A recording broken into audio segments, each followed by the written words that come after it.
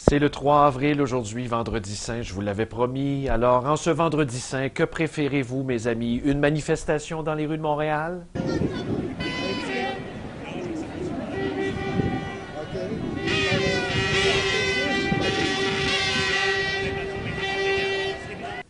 Ou le chemin de la Croix à Rome?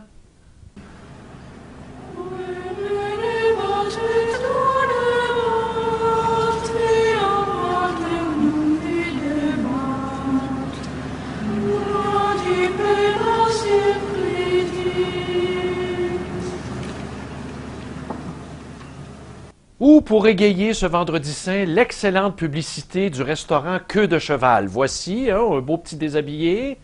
Oh, ça c'est peut-être ma favorite. La belle poitrine de poulet.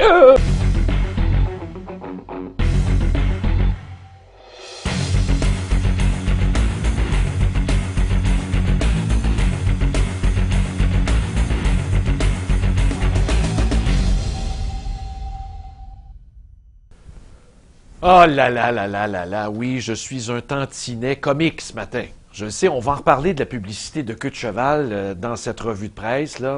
Gardez votre appétit pour quelques minutes. Écoutez, moi, je suis tombé un peu en bas de ma chaise ce matin quand j'ai vu toute cette controverse qui circule, qui tourbillonne sur les réseaux sociaux. Alors, gardons ça pour quelques instants. Maintenant, il faut vous parler, évidemment, hier, encore une fois, qu'est-ce qu'il y avait dans les rues de Montréal?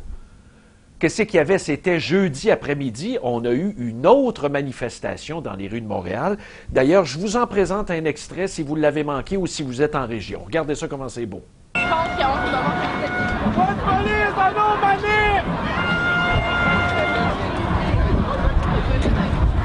Pas de police à nos manifs! Non, on troisième ou trois! Non, on troisième ou trois!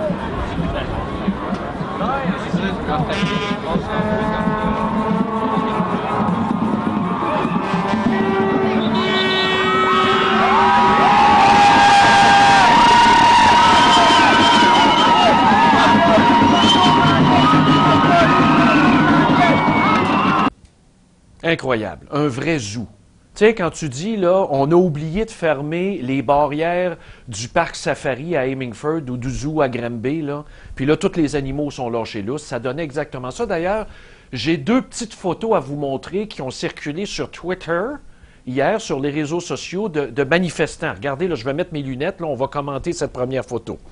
Le secondaire contre l'austérité. Mais il faut-tu être rendu débile mental, désaxé, détraqué dans le cerveau quand tu es un jeune du secondaire?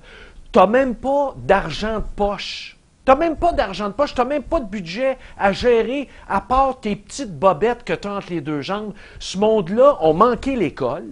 C'était jeudi. Qu'est-ce qu'ils faisaient? Ils n'étaient pas à l'école. Où sont les parents monstres? Ces parents idiots qui allument la mèche en arrière en disant « Vas-y, crier, trou de cul à couillard, gros porc à barrette. » C'est ça que ça donne, cette génération-là d'idiots. Mon beau Mike, remonte-moi la photo. Regarde, je veux commenter à droite.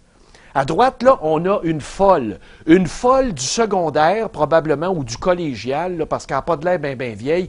Y avez-vous vu les tetons à l'air? Avec deux carrés rouges chez Nipple.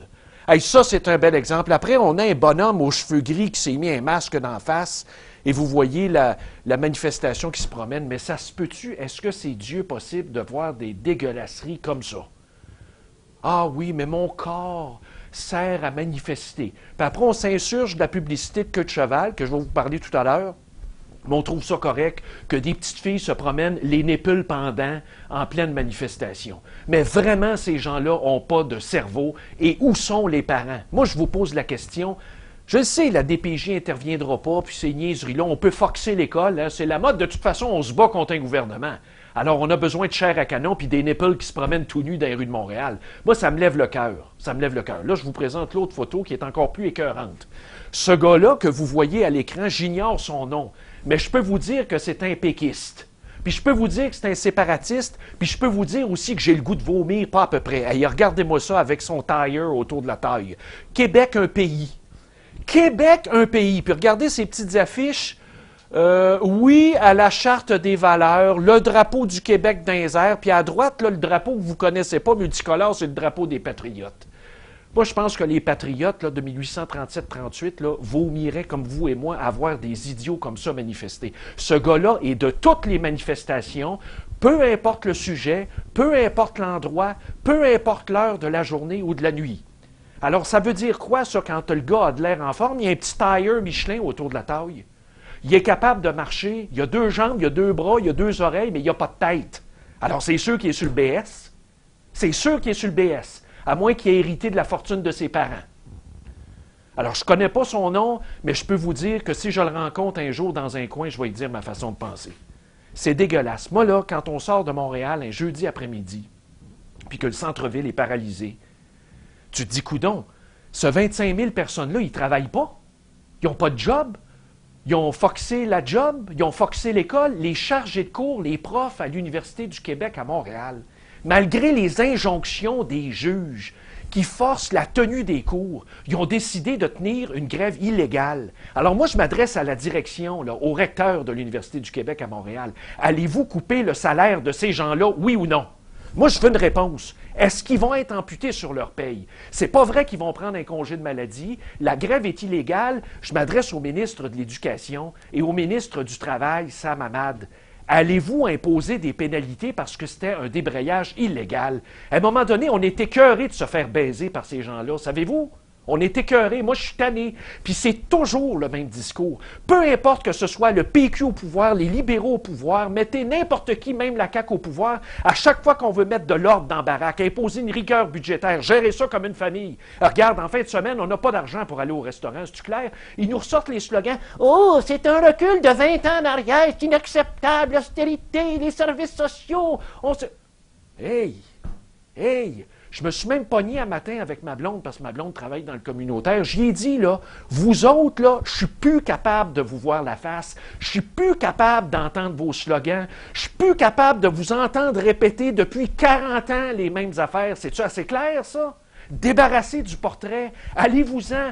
Partez en vacances à Cuba, là. C'est communiste, là. Allez-y, vous allez être bien, là, puis revenez plus. Je veux plus vous voir votre face. Je suis tanné de ça. Bon. Alors là, comme j'avais dit à Denise l'autre jour,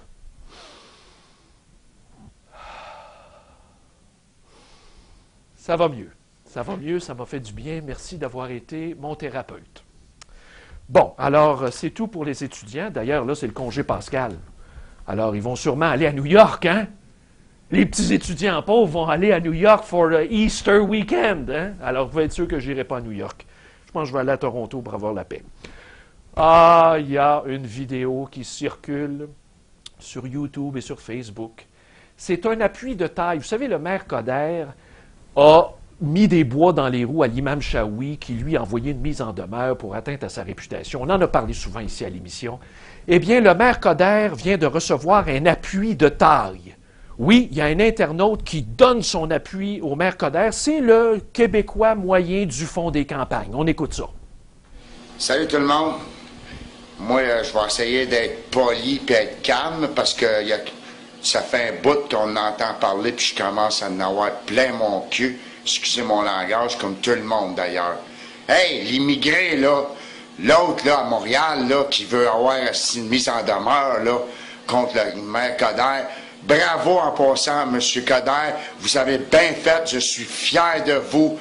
Puis vous autres, les immigrés, les camel jockeys, si vous n'êtes pas contents, calisse votre camp!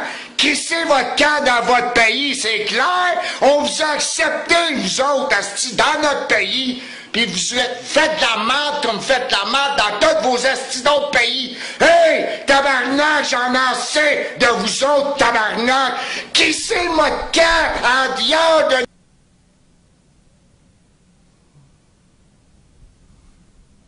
Ça se peut pas, hein? J'aime autant pas commenter. Hier, j'ai vu ça, j'ai dit, bon, est-ce qu'il faut rire ou il faut pleurer? Alors, j'ai convoqué un conseil de famille, j'ai assis tous mes enfants autour de la table, je leur ai présenté le cas. C'est un cas clinique, ça. Et finalement, on en est venu à la conclusion, c'était pas mal unanime, que c'était un dossier de santé mentale. Alors, j'ai référé ça au 4e nord de l'hôpital à Valleyfield. Alors, je vous tiendrai informé des suites. Maintenant, il y a cette grande controverse qui dure depuis 2 jours et ça a été rapporté, entre autres, par le site Internet La Clique du Plateau. Si vous allez sur Internet, vous allez voir, c'est un site de nouvelles hétéroclite. Et là, on a mis la main sur une publicité du restaurant très huppé Queue de Cheval. À Montréal, c'est pas loin du Centre Bell. Et évidemment, c'est pas tout le monde qui a les moyens d'aller manger là. Et ça attire une certaine clientèle assez masculine qui adore la très bonne bouffe et aussi les beaux corps. Il n'y a pas de honte à le dire. Et c'est des gens assez sportifs qui se tiennent là, des gens d'affaires. Et là, on a voulu lancer une publicité qui fait référence à un événement de levée de fonds, le Mardi Gras, qui a eu lieu en 2008 en faveur du cancer du sein, pour aider à la recherche, pour trouver une solution. Alors là, on repasse les photos peut-être une par une. Alors ça sert maintenant de publicité. Puis en bas, vous pouvez peut-être pas le lire, là, mais c'est « How do you like your meat ?» Comment vous voulez votre steak, saignant, semi-saignant et tout ça. Et là, évidemment, on fait un petit clin d'œil au corps de la femme et à la cuisine en arrière. Vous voyez, moi, c'est ma favorite, celle-là. Moi, vraiment, ce genre de robe-là, j'adore ça. Et on a la référence à l'événement Le Mardi Gras, qui a eu lieu à la Queue de Cheval, où il y avait des jeunes femmes légèrement vêtues qui servaient la bouffe pour une bonne cause. Alors là, toutes les féministes se sont déchaînées sur les réseaux sociaux. C'est dégueulasse, publicité sexiste, on se sert du corps des femmes pour attirer du monde d'un restaurant. Quelle allusion épouvantable. La viande qu'on mange avec une belle fille, un morceau de viande, le meat market qu'on voudrait manger. C'est donc bien dégradant, c'est donc bien dégueulasse. Puis là, il y a eu des plaintes au Conseil des normes publicitaires du Canada. Puis là, c'est sûr que le propriétaire va se faire taper ses doigts. C'est clair, là. Ça va faire mal. Mais je pense que le coup marketing était très bon. La preuve, c'est qu'on en parle aujourd'hui, on en parle partout, c'est viral. Quant à mon opinion personnelle, je vous dirais, ça ne vous regarde pas, mais je vais la partager avec vous. Moi, un corps humain, un corps de femme, je trouve ça beau. Puis j'aimerais vous dire que j'aime ça, regarder ça. Moi, je me gêne pas. Quand je marche dans les rues à Montréal, l'été, il commence à faire beau, là, et je me suis donné ça comme philosophie. Avant, je marchais, je regardais à terre pour ne pas croiser le regard des gens, parce que je suis tanné de me dire « Hey, monsieur le maire! » Et puis je regardais à terre. Maintenant, à cette heure, je me gêne même plus, je regarde dans le chandail. Je regarde ça quand même. Les femmes mettent leur corps en avantage. Alors, elles le font parce qu'elles sont bien, elles sont à l'aise, elles se trouvent belles, elles aiment ça. Alors moi, je regarde. C'est-tu clair? Alors, les féministes, si vous n'êtes pas contentes, ben achetez-vous un rasoir, allez au régime, allez faire du jogging, allez passer votre frustration ailleurs. Il y a des gyms pour ça. Là, quand tu es frustré, là, tu vas faire de la tôle, là, puis tu sors de là fatigué, puis tu t'en vas te coucher. C'est votre droit de critiquer, puis moi, c'est mon droit d'aimer ça. C'est-tu clair? Puis le corps de l'homme aussi, en passant, est exploité. Je n'ai pas entendu de féministes encore dénoncer le calendrier des pompiers de la Ville de Montréal. Right? On prend une pause.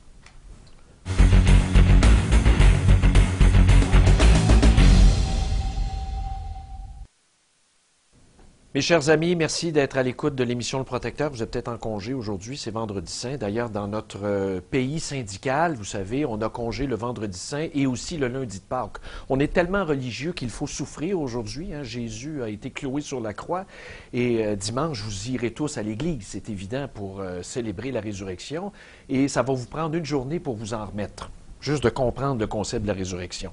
Un petit courriel ici de Marie-Hélène Terrien. J'aimerais savoir combien ça coûte à la Ville de Montréal, tous ces effectifs de police déployés pour les manifestations, surtout qu'on est en période d'austérité. Oui, madame, vous avez raison, madame Terrien, mais la démocratie et la liberté n'ont pas de prix. Sky is the limit. Vous connaissez l'organisme Les Petits Frères des Pauvres. Moi, c'est un organisme qui me passionne, que je suis depuis un petit bout de temps dans les médias. J'essaie de leur donner une tribune le plus possible partout où je vais, parce que quand on devient une personne âgée, souvent c'est la solitude. Les enfants sont installés un peu partout. Aujourd'hui, c'est la planète au complet. Et on se retrouve à finir nos vieux jours souvent seuls. Puis on le voit dans les CHSLD, même quand on reste et on tient maison, c'est difficile, puis le temps est long. Et on voit les petits frères des pauvres souvent à Noël. On en parle dans les médias, il y a des célébrations, on prend du temps avec eux, mais il y a aussi les autres périodes de l'année. Et là, on a décidé, peut-être que je me trompe, mais c'est la première fois que je vois où on voit les petits frères des pauvres s'impliquer aussi dans le temps de Pâques. Alors, je vais tout de suite vous proposer d'aller rejoindre Caroline Soriol, qui est la directrice générale de l'organisme ici à Montréal, les Petits Frères des Pauvres, qui est avec nous au bout du fil. Bonjour. Bonjour. Bonjour, merci d'être avec nous, c'est bien gentil. Écoutez, est-ce que c'est la première fois que l'organisme fait quelque chose de spécial à Pâques? Est-ce que je me trompe ou si ça existait déjà? Ben, ça existait déjà. En fait, Noël et Pâques, pour nous, sont deux grandes fêtes qui sont équivalentes, en fait, dans notre portée, dans notre action, parce que traditionnellement, et c'est le cas pour les personnes qui ont aujourd'hui 85 ans, dans l'ancien temps, en fait, Pâques était même une fête plus grande que Noël, parce que la résurrection, c'est encore une plus grande joie, puis c'était précédé par le carême. Oui. Et toutes les familles se retrouvaient dans le contexte de Pâques pour célébrer cette résurrection et l'arrivée du printemps aussi, comme on le voit aujourd'hui. Oui, alors, chez les petits frères, nous, ça fait plus de 50 ans qu'on est au Québec et ça fait plus de 50 ans qu'on fête Noël et Pâques, donc qu'on a cette célébration de Pâques. Mais elle est moins médiatisée que celle de Noël, alors on est très content de pouvoir en parler aujourd'hui. Bon, alors qu'est-ce qu'il y a de prévu? Là? Parlons là, du temps pascal là, pour les personnes âgées. Qu'est-ce que vous prévoyez? Et comme chez les petits frères, nous, on accompagne des personnes qui ont 75 ans et plus, qui sont seules et sans famille. Et dans le cadre de Pâques, c'est important pour nous de faire une grande fête de famille pour eux. Mais étant donné la condition de grand nombre de nos vieux amis, on a toujours deux volets. On a toujours le volet de la fête qui est à domicile. Oui. Et donc, pour nos vieux amis qui ne peuvent pas se déplacer, il y a toute la fête de Pâques, le samedi de Pâques, où des bénévoles vont aller prendre un repas qu'on a fabriqué dans nos cuisines, un repas maison, vont aller apporter du chocolat, du vin, des fleurs pour cette occasion de Pâques et vont aller prendre un Pâques à domicile avec nos aînés qui ne sont pas en mesure de participer à des grandes fêtes. Par ailleurs, le dimanche de Pâques, là, on a des grandes fêtes dans toutes nos équipes partout au Québec. Donc, tous nos vieux amis qui sont en mesure de se déplacer, de participer à une grande fête, vont avoir un excellent repas, là, soit dans un hôtel ou dans un restaurant ou au club de golf, selon les régions, mais une belle grande fête. Alors donc, avec les deux journées combinées, il va y avoir plus de 1000 vieux amis qui vont avoir de belles célébrations. Et ça implique la part de presque 1000 bénévoles aussi. Alors, tous nos bénévoles sont à pied d'œuvre en fin de semaine pour passer du bon temps avec nos vieux amis. C'est une belle fête pour eux, c'est une belle fête pour les vieux amis, mais pour les bénévoles aussi. Mais ça, c'est magnifique, mais pendant l'année, souvent, on a le même discours. Tu sais, on est très généreux de notre temps dans le temps des fêtes pour les banques alimentaires, mais le besoin est là à l'année. C'est sûrement la même chose pour les vieux amis, comme vous dites. Alors, l'organisme là, que vous dirigez est actif aussi tout le long de l'année. Vous avez même une maison à Montréal, là. Oui, en fait, on est présent là, dans 14 régions et bientôt on va être présent dans une 15e parce qu'on va toucher la communauté anglophone dès 2015. Okay. Alors, nous, nos vieux amis sont un peu partout au Québec et ils vivent une grande solitude parce que ceux qu'on accueille, nous, dans notre famille, ce sont des gens qui n'en ont plus de famille, qui ont personne autour d'eux, ou s'ils ont des enfants, c'est des enfants qui sont à l'étranger ou à qui ils ne parlent plus. Et la solitude, elle est là 365 jours par année. Mais grâce à nous, grâce à l'engagement de nos 1500 bénévoles, on est en mesure de transformer leur vie, de leur offrir de la joie tout au long de l'année. Oui, de la joie, mais encore plus un réconfort, celui de savoir qu'ils sont pas seuls, qu'ils sont pas oubliés, que nous, on pense à eux, on veille sur eux et on s'assure que les années qu'ils vivent, parce qu'ils peuvent être encore très nombreuses, elles soient remplies de chaleur humaine et qu'ils aient encore l'occasion de rêver. Parce que vous savez, on a même un programme Rêve d'aînés qui nous permet de réaliser les rêves de nos vieux amis. C'est vrai, même il y avait eu corrigez-moi, mais il n'y a pas quelqu'un qui avait sauté en parachute là, dans les gens que vous suivez il y a quelques années? Non, mais c'est l'été dernier, en fait. Oui. Il y a eu, grâce entre autres, à l'école de saut de Guillaume Lemaitre-Vierge, parce que justement, notre dame, elle a sauté avec Guillaume Lemaitre-Vierge. Oui. Parce que je pense qu'elle avait 95 ans. Alors, à 95, c'est peut-être mieux de faire ça en duo. on trouverait peut-être plus sage de le faire comme ça. Oui. Alors oui, donc on est autant au domicile de la personne pour qu'il y ait du réconfort chez elle, du plaisir et un sentiment de compter pour quelqu'un, mais on est aussi dans ce qui fait qu'on est un être humain qui a du plaisir et qui peut rêver, qui peut anticiper l'avenir et savoir que les plus belles années sont pas nécessairement derrière, mais elles peuvent être encore devant. Avec le vieillissement de la population, j'imagine que votre organisme là, va être éventuellement débordé de demandes, là, parce que la cohorte des boomers se dirige tranquillement vers ces âges-là. Vous avez bien raison. Déjà, dans les dernières années, on a connu une croissance là, de 50%. On s'est implanté dans des nouvelles villes. Le téléphone ne cesse de sonner. On a besoin de l'appui de tout le monde pour pouvoir mener cette cause-là parce qu'elle est en croissance. Les besoins, il y a le nombre des aînés qui est en augmentation, mais on peut pas dire malheureusement que la solitude est en décroissance. Alors, les situations de vie, les parcours de vie, les reconfigurations familiales, sont tous des éléments qui font qu'il y a davantage de solitude et en plus, il y a davantage d'aînés. Alors, notre cause est tout à fait pertinente et elle va le devenir encore plus. L'isolement des aînés, c'est un nouveau phénomène. Auparavant, il y avait peu d'aînés, donc il y avait finalement toujours quelqu'un pour être auprès d'eux. Mais avec l'allongement de la vie aussi, ça fait que les situations parfois sont plus complexes. Et donc, nous, chez les petits frères, c'est notre mission, c'est notre charisme, c'est notre œuvre, c'est notre spécialisation. Les grands aînés, qu'on les appelle, donc des gens qui sont dans leur 80aine, dans leur 90aine et qui souffrent de solitude. Et on a besoin de l'appui de tout le monde pour nous aider à changer la vie de ces gens-là et de s'assurer que les années qu'ils vivent soient encore heureuses et remplies de joie. Et on a besoin de l'appui de tout le monde parce que les besoins sont immenses. Ouais, en terminant, justement, Mme Soriol, si quelqu'un nous écoute, veut faire du bénévolat, c'est quoi la meilleure façon? Il y a un numéro de téléphone? Oui. Autant si quelqu'un veut faire du bénévolat ou nous faire un don, vous pouvez nous appeler au 1-866 627-8653.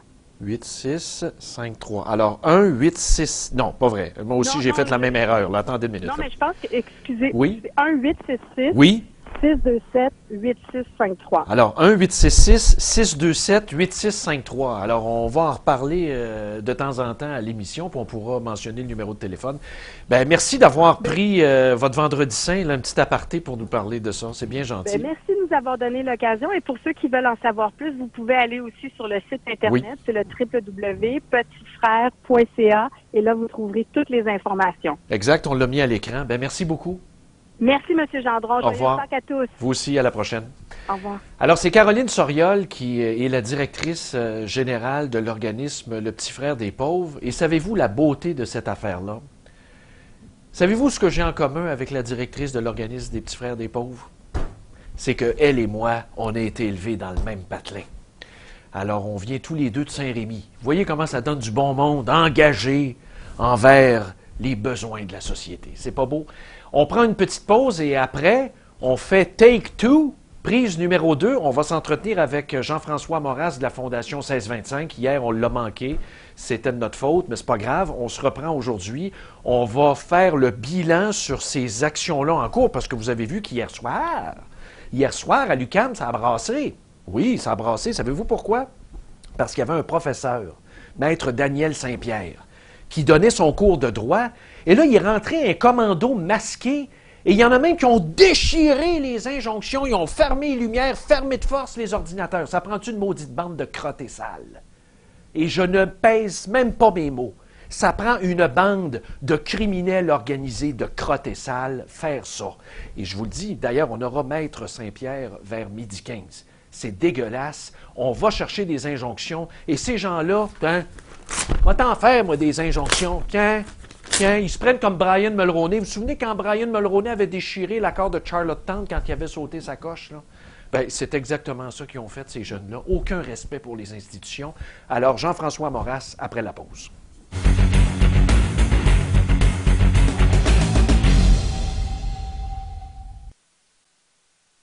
Il est midi. Merci d'être à l'écoute de l'émission Le Protecteur. Vous voyez l'adresse courriel si vous voulez nous écrire. On en reçoit, là, mais malheureusement, on est débordé. Là, je vous promets un petit round-up des courriels, ça ne sera pas long.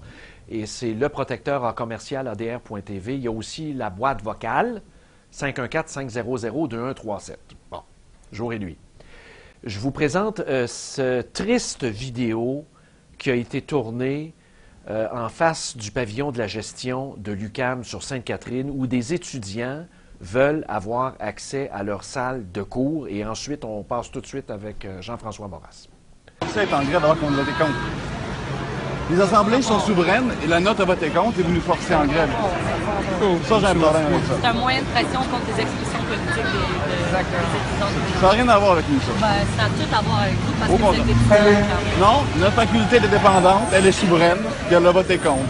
C'est vraiment dommage qu'on ne puisse pas avoir accès à nos cours alors que c'est la fin de session. Mais avez-vous vu cette bande de Grateful Dead des années 70, ces squelettes-là masqués? Moi, là, je pense que je viens de découvrir pourquoi ils sont masqués. Parce qu'ils ne veulent pas que de futurs employeurs les reconnaissent après quand on va ressortir les tapes. Tu sais, quand ils vont avoir pris de la maturité, là, puis qu'ils vont tous se promener en Audi A4 puis en BMW série 3, là, ces parvenus-là de la société, là. Moi, vous le dire, c'est ça. Et vous vous souvenez, hier, on a reçu ici en entrevue le jeune, là, en sciences politiques de l'Université de Sherbrooke, qui, malgré l'injonction, il y avait encore un blocus devant sa salle de cours.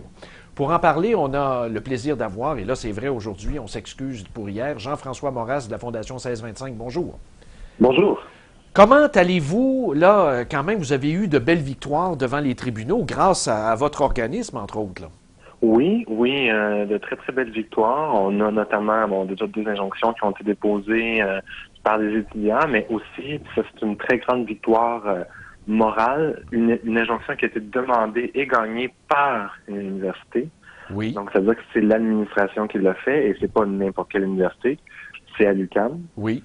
L'Université du Québec à Montréal. Faut savoir que juste l'Université du Québec à Montréal, ça représente 24 000 étudiants supposément en grève actuellement.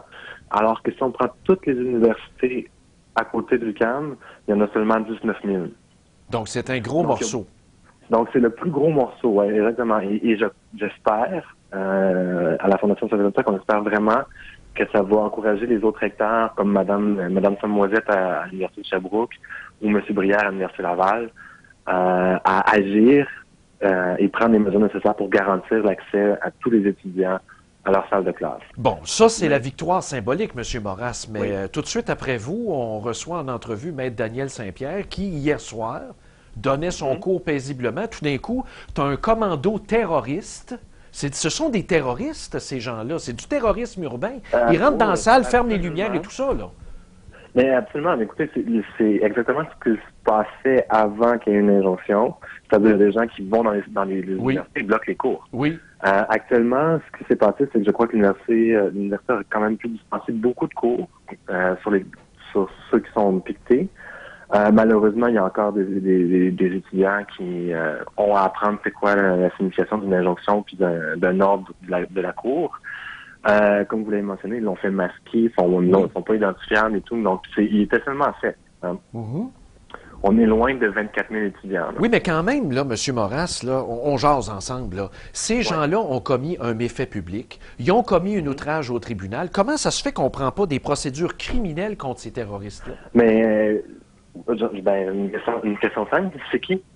Je veux bien qu'on dise on va prendre des Oui, recours contre OK. eux. Mais encore faut-il être capable de les identifier. Vous avez raison, mais comment ça se fait que l'université est pas... Je comprends que c'est pas vous, là, vous n'êtes pas recteur, là, mais comment ça se fait que l'université n'est pas capable de mettre des gardes de sécurité quand il le faut, puis de dire, le garde, là, whoop, on va barrer la porte, puis tu sors pas du local, j'appelle la police. À un moment donné, il faut épogner par le bras, ce monde-là. Là. Écoute, j'ai tenu un discours d'une semaine qui était très, très difficile envers les recteurs, très, très dur envers les recteurs, mais je dois reconnaître une chose, c'est que les recteurs sont humains. Ils peuvent pas tout prévoir. Je suis pas certain qu'ils avaient planifié qu'un commando comme celui-là rentrerait. Je pense qu'on peut laisser une journée à l'UQAM pour s'ajuster à ce type de comportement-là et voir comment elle réagit. Et ensuite, si elle n'agit pas pour défendre les étudiants, là, on la critiquera. Mais je pense que, compte tenu du fait que l'UQAM a demandé une injonction pour défendre ses étudiants, je crois, sans trop me tromper, qu'elle va aussi s'assurer que ce genre de choses-là ne se reproduisent pas. Mais regardez, là, l'exemple là, le plus pathétique, là, c'est votre bataille à vous là, pour l'histoire de l'outrage au tribunal, entre autres, là, puis Gabriel Nadeau-Dubois et compagnie. Vous voyez, les messages qu'on envoie à la société, après, ça rentre dans les salles de classe, ça prend l'injonction, puis ça te déchire ça d'en face. Oui, mais c'est exactement pour cette raison-là aussi j'ai décidé de porter cette cause-là devant le plus haut tribunal du pays. Vous avez bien fait. Parlant d'outrage au tribunal aussi, l'étudiant que vous avez reçu hier, M. Roy-Grenier, oui. Roy-Grenier, oui. On va déposer une requête d'outrage au tribunal contre certains des membres de l'exécutif de son association étudiante, la Flèche. Bravo. Et contre la Flèche aussi. Ça a été annoncé aujourd'hui en grande pompe. Là. On a vu ça passer un peu partout. Et c'est une injonction qui est, contrairement à celle, pas une injonction, mais un outrage, contrairement à celle contre M. Nadeau-Dubois, qui est sans équivoque, là. Ces vidéos, ces tapés, les menaces d'intimidation. Nous, c'était un peu plus subjectif. On parlait de l'incitation en faire une ordonnance.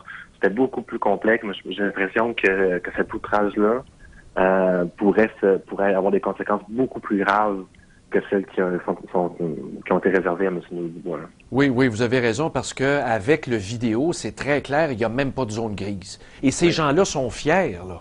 Ils vivent de leur provocation. Vous les avez vus hier dans les rues de Montréal encore hurler, ces gens-là. À un moment donné, là, c'est sans fin, cette histoire-là. Quand est-ce qu'on va s'en sortir, d'après vous? Écoutez, on va s'en sortir le jour où, je crois, où le ministre de l'Éducation va prendre le taureau par les cornes et va écrire noir sur blanc dans la loi sur l'accréditation et le financement des associations étudiantes qu'elles n'ont pas le droit de grève, qu'elles n'ont pas le droit de bloquer physiquement une porte, qu'elles n'ont pas le droit de contraindre par la force des gens à être solidaires d'une cause. Et c'est une cause qui nous tient très à cœur à la Fondation 1625. On veut défendre le plus d'étudiants possible contre ces militants-là, ces extrémistes-là. Et j'aimerais profiter de votre tribune, si vous me le permettez, pour inviter les gens à contribuer à la Fondation 1625. Oui. Vous pouvez le faire sur le site de la Fondation, www.fondation1625.com. Oui. Écoutez, actuellement, on est la seule alternative qui existe au Québec avec une existence juridique qui défend les étudiants qui veulent accéder à leurs cours. Les universités ne le font pas ou très peu, avec l'exception de l'UQAM. Les professeurs ne le font pas. Les associations étudiantes ne le font pas. Le ministre ne le fait pas. Il n'y a que nous. Si vous croyez vraiment que les étudiants ont le droit d'accéder à leurs cours, s'il vous plaît, prenez un petit 2 minutes. Donnez-nous un petit peu d'argent. Oui, parce que même on peut payer par PayPal, je crois. Vous avez l'icône. Ça peut se faire par PayPal ou vous pouvez l'envoyer un chèque aussi directement par la poste si vous préférez. Écoutez, nous, on a toujours fonctionné. Les gens qui contribuent, c'est toujours des petits montants. Mais c'est ces petits montants-là qui font une très, très grande différence. On le voit, ce printemps-ci, on notamment pas levé. Bon, je ne veux pas accorder tout le mérite à la Fondation non plus, mais je pense que le fait qu'on était prêts dès le début, ça le fait en sorte ça fait la différence. Rapidement. Il y a déjà des outrages tribunal. Il y a une université qui a décidé de prendre son courage à deux mains et de demander une injonction. Donc, les choses changent. Puis j'espère que ça va continuer. En terminant, M. Moras, hier, je lisais les propos du premier ministre Couillard, entre autres sur Cyberpresse. Là, il y avait un article où le premier ministre, citation à l'appui, refuse de parler de droit de grève pour les étudiants et s'interroge. Et moi, j'y voyais une porte ouverte à ce qu'on vient de parler, là, à la modification peut-être de la loi sur l'accréditation. Est-ce que vous sentez un appui du premier ministre? Écoutez, c'est un appui du premier ministre, ce serait difficile de parler en son nom. Mais il y a une porte ouverte, il me semble. Je pense que la porte est ouverte au moins pour qu'on en discute, pour que ce soit une question de débat. Ensuite, écoutez, je suis pas dans la peau du gouvernement. C'est difficile pour moi de juger, mais c'est sûr que je l'encouragerais vivement à prendre une action dans ce sens-là. Est-ce qu'il y a eu des contacts d'établis avec le bureau du premier ministre ou le ministre de l'Éducation, entre la Fondation et eux autres, là, pour une rencontre? Non. Pas encore, non. OK. Ben, on va suivre ça avec beaucoup d'intérêt. Merci d'avoir été au combat. Ben, ça me fait plaisir. On continue. Au revoir. Au revoir. Ah, Jean-François Moras. Et moi, je pense, c'est mon opinion personnelle, mais à la lecture de ce que j'ai vu hier, les propos de Philippe Couillard, ça m'a donné espoir. Le premier ministre dit deux choses. Premièrement, il s'adresse aux étudiants. Les étudiants qui veulent s'associer aux syndicats cet automne, pensez-y deux fois. Parce que veulent les syndicats de la fonction publique, c'est des augmentations salariales et la bonification de leurs conditions de travail, alors qu'on est dans un contexte de rigueur budgétaire où la dette continue de progresser, donc il faut juguler cette dette-là, s'assurer que les paiements sur les intérêts de la dette n'augmentent pas trop, et il faut compresser les augmentations budgétaires de chacun des ministères. Pourquoi? Parce qu'à un moment donné, la cote de crédit du Québec va baisser, puis on va payer plus cher pour emprunter, puis on ne pourra plus se payer certains programmes sociaux, niet zéro, ça va tomber là. Alors les jeunes qui veulent s'associer à des vieux, cet automne pour un débrayage général, parce que les vieux veulent encore plus de conditions de travail, bien, ce que Couillard leur a dit, c'est que ces jeunes-là, vous autres, pensez-y deux fois, parce que c'est vous autres qui allez payer la facture. Hey! Rouvrez-vous les yeux! Associez-vous pas à cette gang-là, parce qu'ils vont vous léguer l'héritage de la dette, parce qu'eux autres, ils s'en balancent, les vieux. Ils vont crever, ils vont disparaître, ils vont s'être fait du fun avec des avantages sociaux toute leur vie. Puis quand vous autres, vous allez arriver, là, avec le portefeuille, là, le portefeuille il est de site, là. À un moment donné, on va vous le passer, le portefeuille, hein? Mais regarde, il va y avoir juste des factures dedans. Puis en même temps, bien, il s'est interrogé sur le droit de grève. Couillard, il l'a dit. Ça n'existe pas, le droit de grève pour les étudiants. C'est pas un contexte de relation de travail. Au retour, on s'entretient avec Maître Daniel Saint-Pierre qui a dû faire face à ce commando terroriste hier dans sa salle de classe.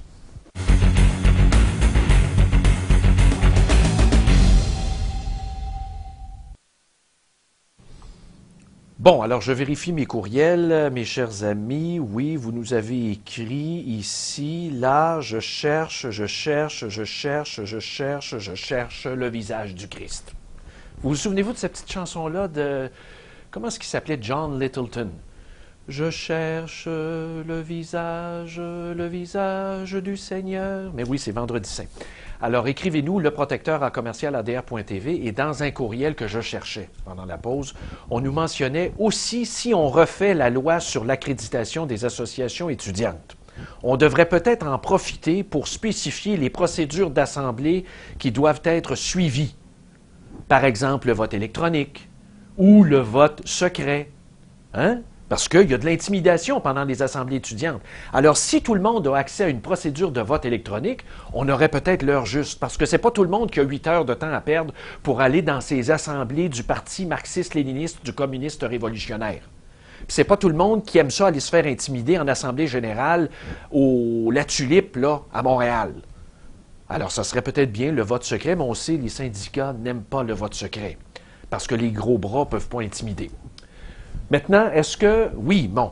Alors, je vous l'avais promis, on a de la grande visite. Moi, hier, évidemment, je ne savais pas cette nouvelle-là. L'événement est arrivé jeudi soir, mais ce matin, quand j'ai ouvert Cyberpresse et que j'ai vu qu'il y avait un commando qui était entré dans une salle de classe à l'UQAM, vraiment, là, je suis tombé en bas de ma chaise. On a un professeur qui donne un cours de droit à des gens le soir. Donc, qui veulent aller à l'école. Tu sais, quand tu es rendu à prendre des cours de soir et tu travailles le jour, là, on s'entend là, que tu as des choses à régler. C'est important pour toi. Et là, tout d'un coup, beding, badang, il y a un commando qui rentre. Alors, on a le plaisir d'avoir Maître Daniel Saint-Pierre, qui est ce professeur qui a dû faire face à ce commando. Il est au bout du fil. Bonjour. Bonjour, M. Gendron.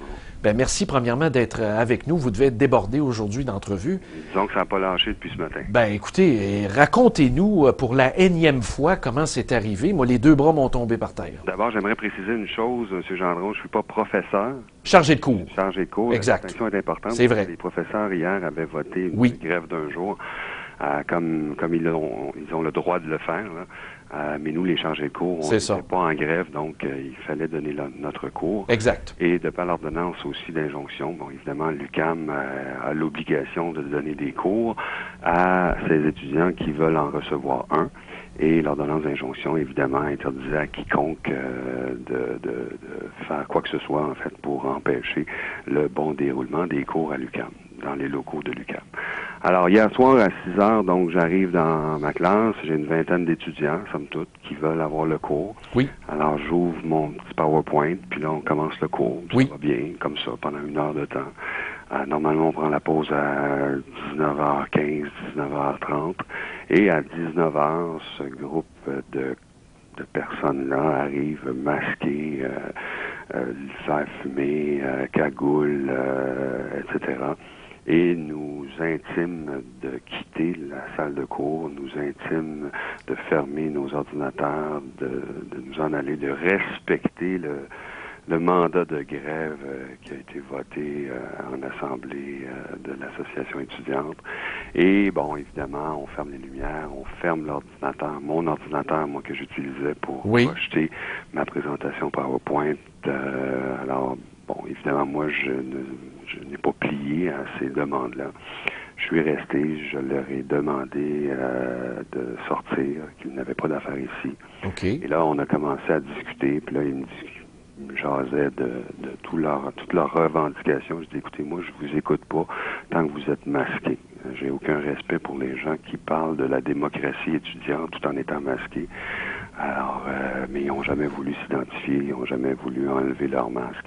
Évidemment, il n'y a pas eu de violence physique, là. Tout le monde a gardé son calme. Et les agents de sécurité, bon, un agent de sécurité était présent sur place pour assurer finalement que tout se déroule dans le calme quand même.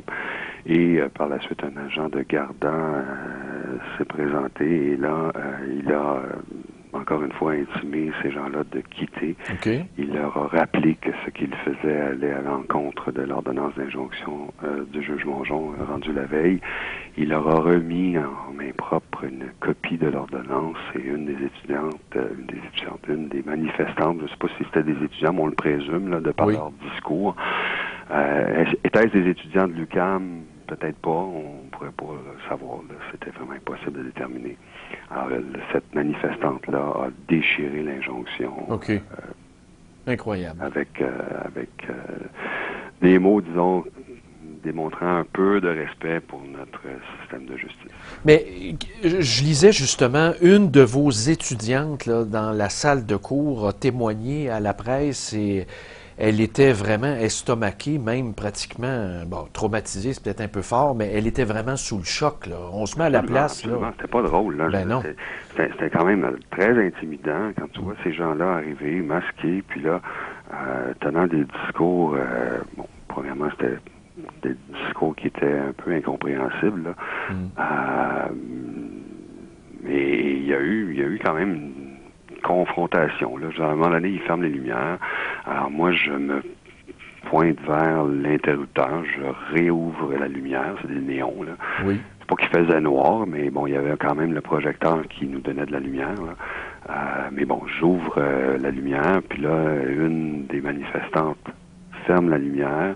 Alors, je la rouvre et là, je m'appuie contre l'interrupteur. Je mesure quand même 6 pieds. Je suis un peu imposant. Alors, je m'appuie contre l'interrupteur pour laisser la lumière. Et là, cette personne-là a mis sa main derrière mon dos pour refermer la lumière.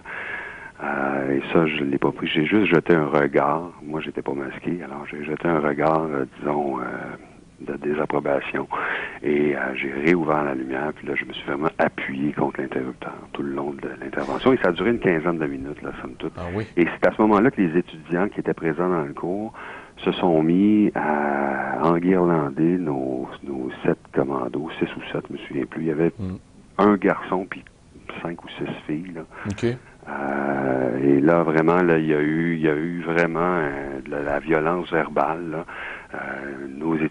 Mes étudiants enguirlandaient ces 7 personnes-là, puis leur disaient que ça n'avait pas de bon sens ce qu'ils faisaient, c'était inacceptable, etc.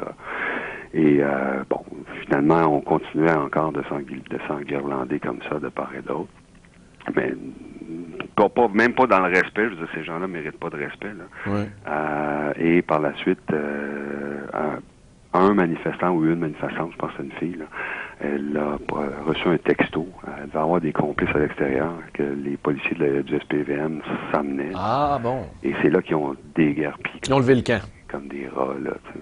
Mais vous, là, je vous écoute parler, vous êtes d'un calme J'ai pas de mots pour décrire votre calme. Là. Moi, si j'avais été dans vos souliers, c'est évident que j'aurais fait un feu d'artifice. Là. Ben, Comment vous faites? Ben, c'est ma nature, peut-être. Ouais. Bon, moi, je suis avocat depuis 30 ans, je fais du litige, j'en ai vu d'autres. Ouais. J'ai connu la grève de 2012. Oui. On se souviendra qu'en 2012, bon, il y avait une crise étudiante majeure. Les associations étudiantes votaient pour des grèves. Il y a une association, justement, l'association des étudiants en droit de l'UQAM avait voté en grosse majorité pour un retour en classe, malgré la grève de février. Là. Puis là, il y avait comme un litige entre les différentes associations, parce qu'à l'UQAM, c'est quand même particulier. C'est une faculté de droit et de sciences politiques. Ben oui. Alors, qui regroupe 2200 étudiants. Donc, l'association étudiante qui avait voté pour la grève, c'est l'Association des étudiants en droit et en sciences politiques, qui sont majoritairement formés d'étudiants en sciences politiques. Ah, oui. Donc, il y avait eu un conflit d'association et les étudiants en droit avaient donc voté pour un retour au cours au mois de mai. Et moi, j'avais été mandaté par l'UQAM pour remplacer un chargé de cours qui ne pouvait plus donner son cours parce qu'il était pris dans d'autres activités professionnelles. Alors, je suis allé donner le cours, puis je me souviendrai toujours, c'était le 7 mai 2012, oui. devant un groupe de 75 étudiants en droit qui veulent avoir un cours. Et là, des gens de sciences politiques et d'autres étudiants de d'autres facultés, de d'autres départements sont venus faire du tapage et du grabuge dans le cours. Mais il était quand même à visage découvert. Oui, oui. Encore une fois, on a empêché le cours de se tenir à ce moment-là. Et c'est arrivé quelques fois par la suite, jusqu'à temps que la session soit annulée là, par la loi spéciale du gouvernement Charest à l'époque. Mais tout ça pour dire que, bon, moi, j'ai résisté, si je peux dire, puis je restais dans la classe, puis les étudiants, on avait eu du plaisir. Et alors, j'en ai vu d'autres, alors des étudiants qui rentraient avec des comment t'appelles ça, des gâteaux blasters, là. Oui, des gros speakers, là, ouais. De l'harmonica, des trompettes, puis toutes sortes de bruits, là. Un vrai cirque. C'était plus drôle qu'intimidant, mais hier soir, c'était moins. Là, c'était plus drôle. Là. Oui, non, je vous comprends. Puis fermer les lumières. Puis je disais, bon, je me suis pas vraiment jamais posé la question, est-ce que ces gens-là pouvaient être armés? Je crois pas, là. Mais bon, finalement, et j'ai eu une étudiante qui a vraiment fait un peu une crise d'angoisse, là. Elle pleurait beaucoup, puis elle était vraiment très, très affectée par ça. Wow. Ben écoutez, merci d'avoir pris le temps d'être avec nous. Je sais que c'était beaucoup pour vous aujourd'hui. C'est épouvantable. Merci bien, c'est apprécié. Merci. Au revoir. Au revoir. Maître Daniel Saint-Pierre, qui est avocat sur la Rive-Sud, en pratique privée, qui est chargé de cours à l'UQAM, et je crois aussi qu'il est chargé de cours à l'Université de Sherbrooke. Imaginez, là, on est le soir. Vous savez, on vit dans une époque où les débiles qui rentrent dans des endroits et font des razzias, c'est très médiatisé. Hein? Le gars rentre, il descend tout le monde dans une salle de cours. Ça arrive aux États-Unis. C'est arrivé à Montréal. C'est arrivé à Concordia. C'est arrivé à Polytechnique. Et là, tu es assis dans ta salle de classe, ferme les lumières, ferme l'ordinateur de force, des gens masqués. Je vas-tu me faire tuer? Est-ce que ces gens-là, ces manifestants-là que j'appelle la rapace, c'était de la rapace hier soir, là. Est-ce que cette rapace-là souffre de problèmes de santé mentale? Quand on a interviewé Naomi Tremblay-Trudeau, là, la nouvelle martyre, là, on lui a demandé, mais pourquoi tu manifestes? Pour l'éducation, contre l'austérité. Mais encore, peux-tu m'en parler plus que 2 minutes? Peux-tu me dire plus que des slogans? Peux-tu me dire autre chose que tu as appris par cœur à répéter, puis qu'on t'a rempli, puis bourré le cerveau de conneries? Peux-tu me dire autre chose que ça, là? On peut-tu en débattre? La réponse, c'est non. Je vous remercie d'avoir été à l'écoute cette semaine. Je vous souhaite une joyeuse Pâques. Si vous êtes chrétien, si vous êtes rien comme moi, ben, on s'en va faire un tour de Shelby parce qu'il fait beau. Bye!